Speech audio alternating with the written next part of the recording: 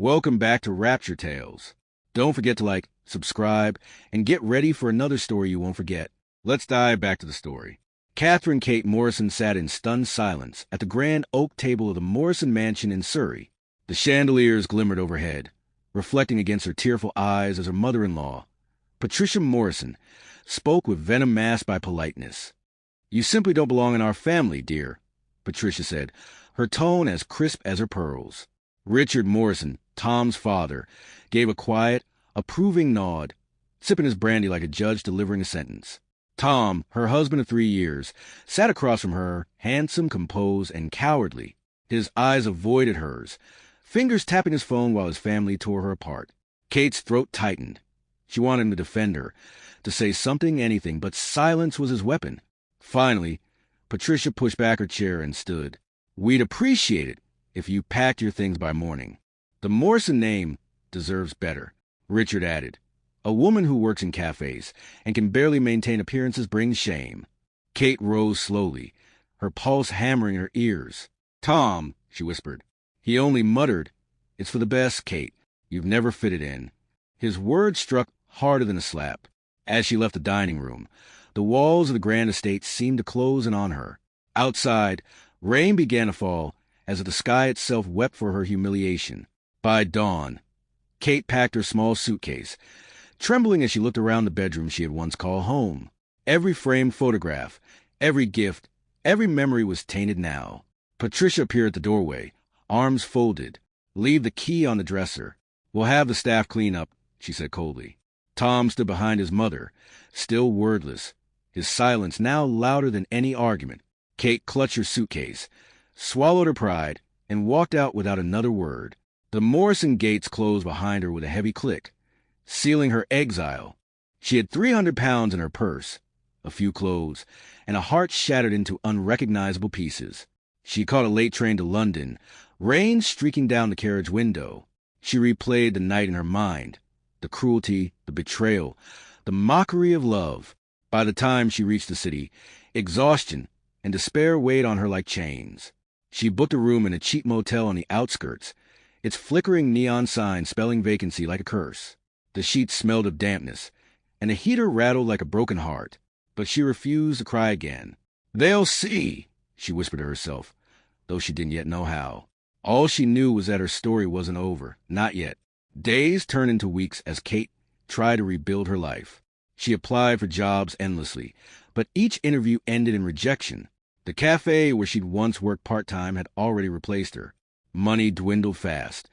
She began skipping meals to stretch her savings. Every night she stared at the cracked motel ceiling, questioning why love had turned to cruelty so quickly. Her mind returned to Tom's last words, "You've never fitted in."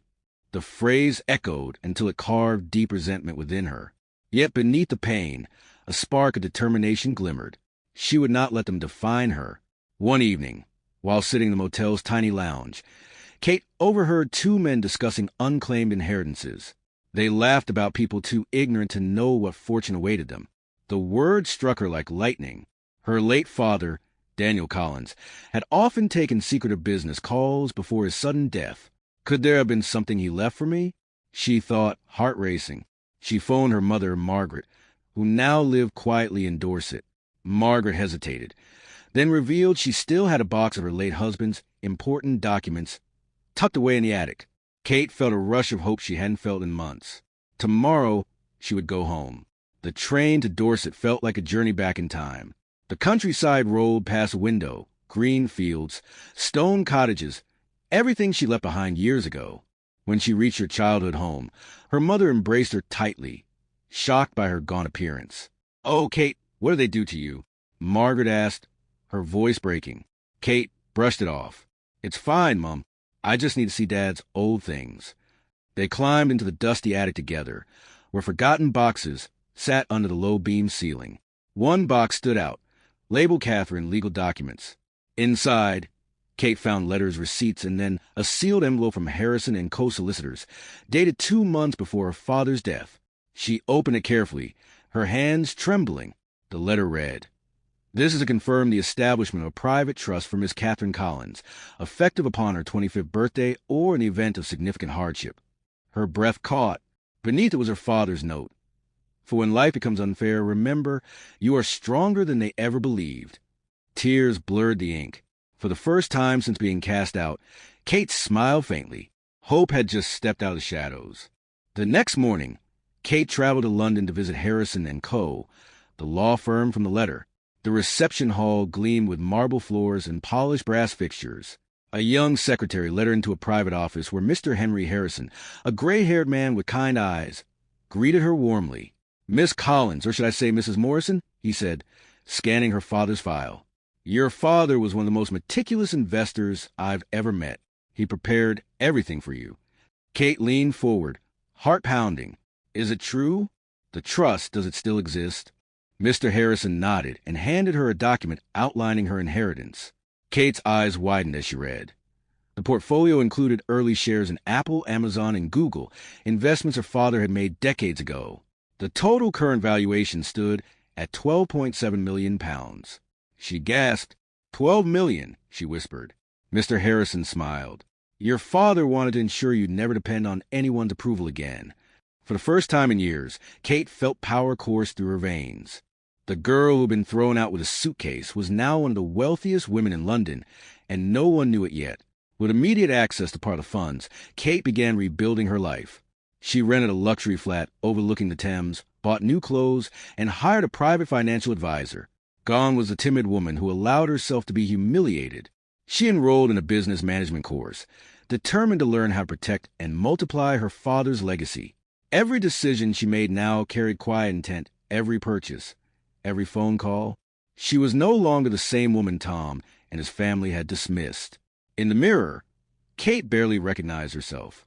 Her posture was straight, her eyes fierce, her voice calm but commanding. She wasn't seeking revenge. She was seeking respect, and she would earn it without ever raising her voice. She started attending charity events, meeting London's elite, blending in effortlessly with the same social class that once spat her out. When a journalist mistook her for an heiress from Kent, she simply smiled and said nothing. Her silence was now her weapon. News traveled fast within London's elite circles. 6 months after Kate's transformation, rumors surfaced that Richard Morrison's company, Morrison Engineering, was collapsing. Bad investments, mismanaged funds, and debt scandals flooded the press. Patricia Morrison was seen leaving a charity gala early, her face pale and drawn. Tom, now unemployed, began drinking heavily and arguing with creditors. Ironically, the same people who once worshipped the Morrisons began avoiding them. Their empire, built on arrogance, was crumbling. Kate read every headline with unsettling calm. There was no satisfaction in watching them fall, only a deep sense of poetic justice. "You reap what you sow," she murmured as she closed her laptop. Her assistant, a bright young woman named Eleanor, entered to remind her about an upcoming investor dinner. "Shall I RSVP in your married name?" Eleanor asked innocently. Kate smiled faintly. "No, use Katherine Collins. Mrs. Morrison no longer exists." It was a rainy Friday evening when Kate heard a knock at her apartment door. She opened it and froze. Tom stood there, drenched and desperate, his once neatly pressed suit now creased and damp. "Kate, I didn't know where else to go," he began, voice trembling. "They took everything. My father's business collapsed. We lost the house. I made a terrible mistake." Kate said nothing at first, her eyes unreadable. He went on. "You were the best thing that ever happened to me, and I let them poison me against you. Please, just let me explain." She crossed her arms. "Explain? After watching them destroy me while you stood by?" Her tone was low, calm, devastating. Tom's shoulders sagged. "I thought I was doing what was right for the family." Kate's lips curved faintly. "You were. It just wasn't my family." She turned and gestured toward the door. "Good night, Tom." He hesitated, looking around her elegant apartment, realizing too late the life he'd thrown away. The door closed softly, a sound that would haunt him forever. With Tom gone, Kate turned her focus toward purpose. She partnered with financial mentors and began planning something her father would have been proud of, the Collins Foundation, dedicated to helping women in financial distress rebuild their lives. Her father's fortune would become a tool for change, not vengeance. The launch event was held in a glass-walled venue overlooking the city skyline, attended by journalists, philanthropists, and investors. Cameras flashed as Kate delivered a powerful speech about resilience and dignity. "I was once told I wasn't good enough," she said, "but strength isn't inherited, it's discovered." The story went viral. Headlines praised her as the mystery heiress who rose from nothing. Invitation from London's elite flooded in. The irony was perfect. The same socialites who once pitted her now admired her. Among the attendees was a prominent business magnate, Edward Graham, who quietly offered to fund her next project. Kate accepted graciously. Power, respect, and peace, all earned, not begged for. Her father's wisdom had come full circle. Meanwhile, the Morrison family was in ruins. Richard's firm declared bankruptcy. Their estate was auctioned, and Patricia's reputation as a society matron evaporated. The press devoured every scandal, reporting unpaid debts, fraud investigations, and whispers of Tom's gambling problem. Overnight, the Morrison name, once synonymous with prestige, became a warning of pride's downfall. They were, as one columnist wrote, a family destroyed by their own arrogance. Tom, now living in a small rented flat, watched his wife's success on television and broke down in tears. Kate, however, felt no triumph. She saw the headlines, read the pitying articles, and felt only quiet sadness. Her revenge had never required action. Their own greed had undone them. "Justice doesn't always shout," she told Eleanor one evening. "Sometimes it simply whispers." As she looked out over the London skyline, her heart was no longer bitter.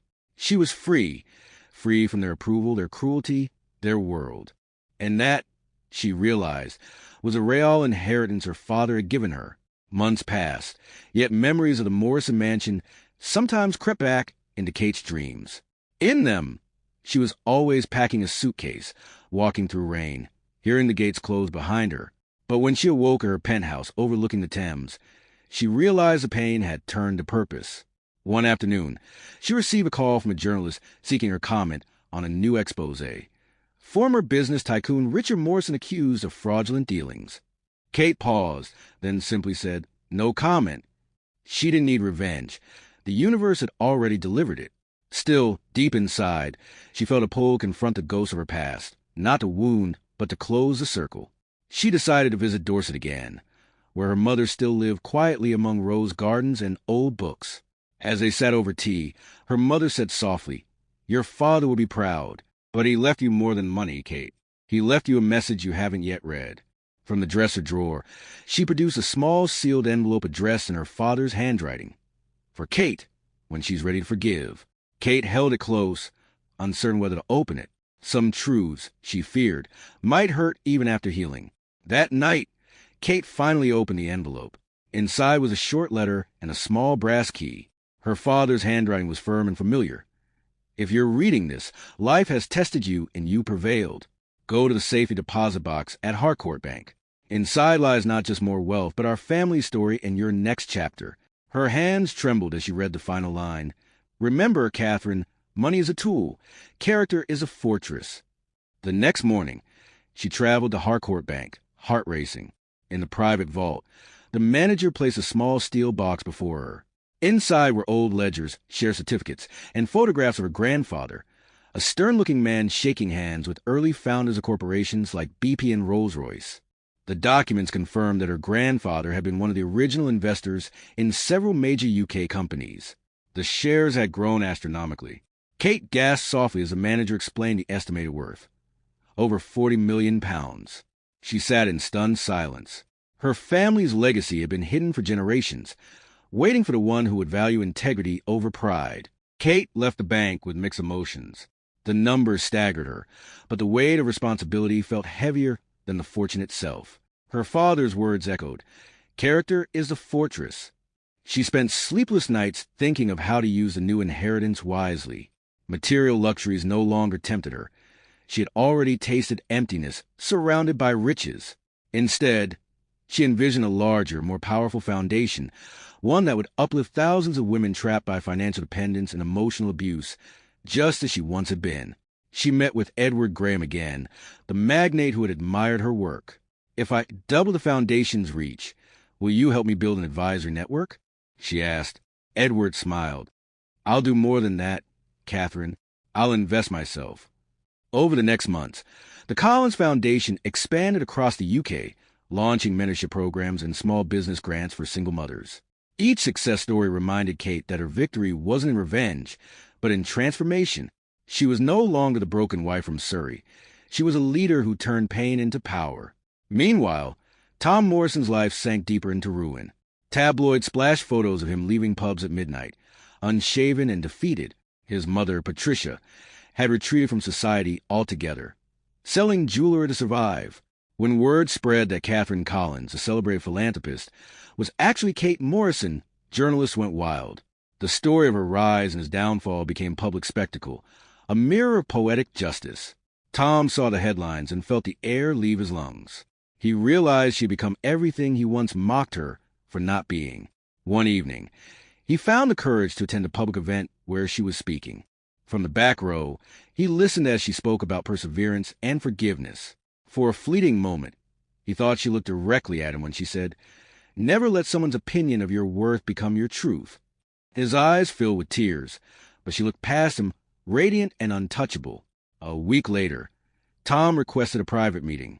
Against her advisor's warnings, Kate agreed, not out of sympathy, but closure. They met in a quiet cafe in Chelsea, far from prying eyes. Tom appeared older, his arrogance replaced by weariness. "I don't expect you to forgive me," he said, voice trembling, "but I wanted to thank you for showing me what real strength looks like." Kate stirred her tea slowly. "Tom, you mistook my silence for weakness, but silence can rebuild empires."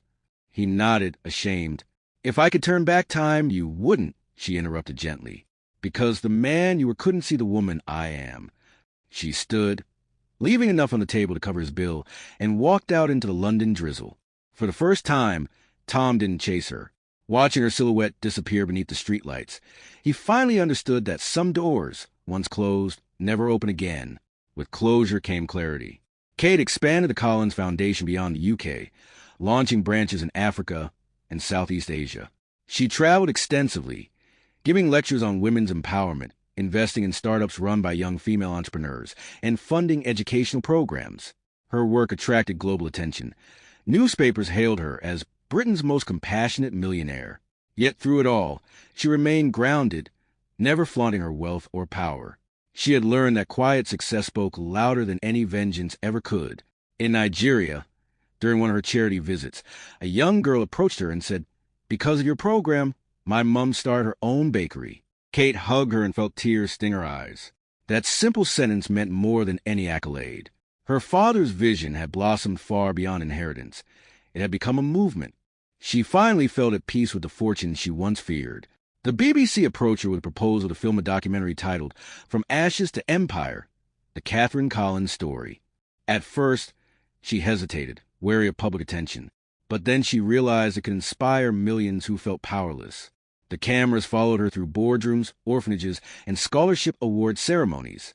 During an interview, the journalist asked, "If you could say one thing to people who once doubted you, what would it be?" Kate smiled thoughtfully. "Thank you, because their rejection forced me to find my worth elsewhere." The documentary premiered to rave reviews, humanizing her journey from humiliation to empowerment. Even Patricia watched it from her modest flat, tears streaming down her face. She finally understood what her cruelty had cost her family, and what grace had given Kate. It was a national awakening, a story Britain couldn't stop talking about. Months after the documentary's release, Kate received a letter delivered by hand. It was from Edward Graham. Inside was a deed to a countryside estate once owned by his family. "You've given back to the world," the note read, "and now the world gives something back to you." The estate, overlooking the Lake District, became her sanctuary, a place for reflection, rest, and writing. She began drafting a memoir titled Inheritance of the Heart. While unpacking in the estate's library, she discovered an old family portrait that had once hung in her parents' home. Her father's smiling face seemed to look right at her. "You were right, Dad," she whispered. "Money doesn't define us. Purpose does." The wind outside howled softly through the pines, carrying away the last trace of her past pain. In that silence, Kate found serenity. On the Foundation's 5th anniversary, a grand gala was held at London's Claridge's Hotel. Guests from around the world attended, dressed in glittering gowns and tailored suits. Cameras flashed, music played, and banners read, 5 years of hope. Kate stood at the podium, radiant in a silver gown, as applause thundered through the hall. She spoke humbly. This isn't my success. It's the success of every woman who refused to stay broken. When the lights dimmed, a tribute video played. Clips of women and families her organization had helped. The room fell silent, moved to tears. Even Tom, seated quietly at the back, clapped with genuine respect. As champagne glasses clinked, Kate realized she no longer carried bitterness, only gratitude. Her revenge had evolved into grace. Years later, Kate sat on a balcony overlooking her Lake District estate, the morning mist curling over the hills. Her foundation had expanded globally, helping thousands find independence. She'd become a symbol of strength and dignity, the living proof that rejection can be a doorway, not a wall. Her mother joined her for tea, smiling proudly. "You've done more than your father ever dreamed," Margaret said. Kate took her hand gently. "He gave me the blueprint, Mom. I just built a life around it." As the sun rose higher, golden light bathed the valley. Kate closed her eyes, breathing in peace. Her journey from humiliation to empowerment had come full circle. She no longer needed to prove her worth. She was her own validation. The Morrisons were a fated chapter. Her new story was just beginning. And in the quiet strength of her smile lay the message that echoed across every life she touched. The best revenge is to become everything they said you couldn't be. That's the end of the story. What did you learn about the story? Please leave a like and subscribe to our channel for more interesting stories. Thanks for watching.